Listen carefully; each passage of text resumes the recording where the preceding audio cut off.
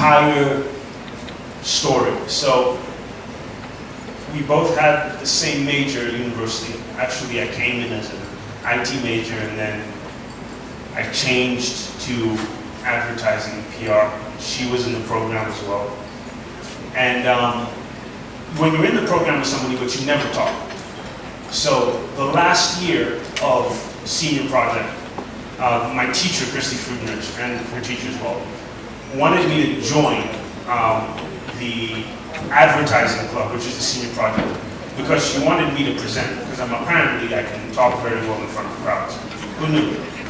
So I get into the entire club and everything, and still we're just doing classwork, like nothing.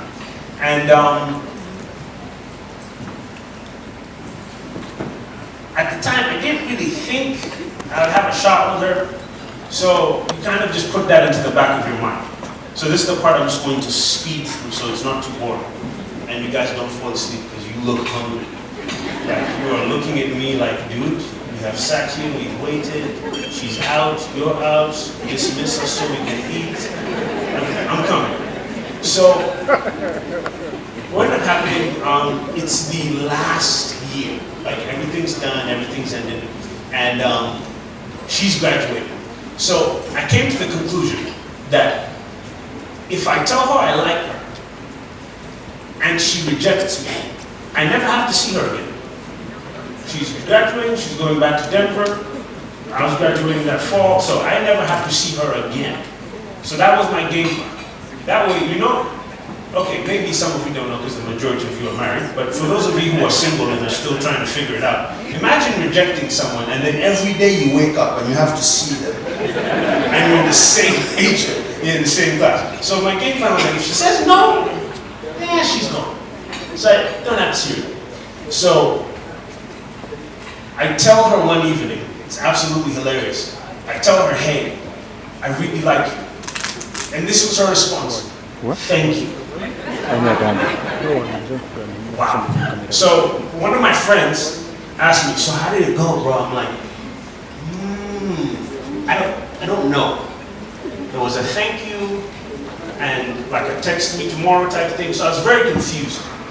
One of the most confused moments of my life. But to like jump cut, it's the fall of the next semester. It's in October, this fall break. So my mom was preaching at a church in Los Angeles. We have a Miracle Center branch in Los Angeles. So my mom was preaching, and she's like, hey, come to LA, let's spend some time together. It'll be great to see you. So I go to see my mom. Me and Mark have been texting, and the plan was like, she's not coming back to Tulsa. She's done, she's back in Denver. So I didn't know when I was going to see her because when I get done, I'm coming back here. So I was debating on like, hey, maybe I like travel to go see her or whatever. I hadn't made up my mind. So one evening, my mom, we go to the mall and my mom's like, hey, let's have dinner somewhere. So there was this really nice restaurant. And it was outside the Beverly Center in Los Angeles. It's called Rio, so we went there. And again, I know this might go over some of people's heads, but in the Kayanja family, like, we talk a lot. Like, we talk about everything. Yes, a lot. So, my mom sometimes she says, you know, Rob, you know, when I met your dad,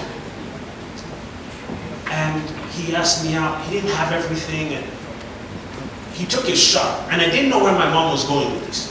Because how many of you ever had like the whole dating conversation with your mom? Your dad's different, but your mom's is like, so I didn't know where she was going with this at the restaurant. So she goes down this list, you know, so in life, you just have to try. And I was like, I didn't know whether it was God, because she had no clue. And I'm coming to that part of how she had no clue. So we get back to the hotel, I'm laying on my bed, and then it dawns on me, like, just buy the ticket and go. So I bought the ticket with my mom. Like, she was next door, she didn't know. Bought the ticket, I want to go to Denver, and I'll see her. Like, worst case scenario, I haven't told anybody yet. So again, if this doesn't work out, I failed quietly. We know some people who try some things out and everyone knows they've tried and it's just not working. So now what was funny about that restaurant, me and my dad went there in LA, same restaurant, in the spring of, no, the fall of 2014. And I think it was 2014. We went to the same restaurant, and my dad kind of had the same conversation with me there too. That was like years before my mom had the same conversation. So pretty much I tell two people I am going to Denver. Two. One of them was Caleb Worley, the other was Aaron Johnson. Both of them my mentors, and they were both my bosses, because I was working at Victory Christian Center, which is right across the street from ORU. And I sat down with Caleb and his wife. They invited me for lunch, and they told me their entire story, how they got together and everything. And then they were like, you know, I think before you leave, you'll find the right person. Now, in my head, I'm like, you know, I hope everything one of you people are saying is right. Because you're all anointed, so this really has to work out. Because I don't know. But he didn't know I was going to see Mar yet. So I have a meeting with him and AJ, and I tell them I'm going to Denver. And the funniest things that they do is that they write me a list. Now, this is where it's going to get interesting. If you're single, can you please raise your hand? Don't be ashamed, it's okay. Just raise your hand. If you're single. Okay, cool. I want you to take notes now. This is where you take notes. The most important part of the entire speech. This is where you take notes. So they gave me a list. I'm not lying to you. This was about 1.5 pages of all the things to tick off.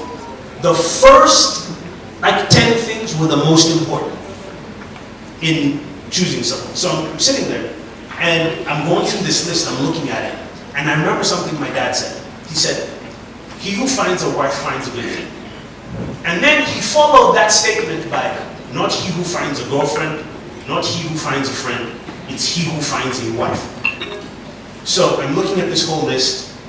I'm on the flight to Denver.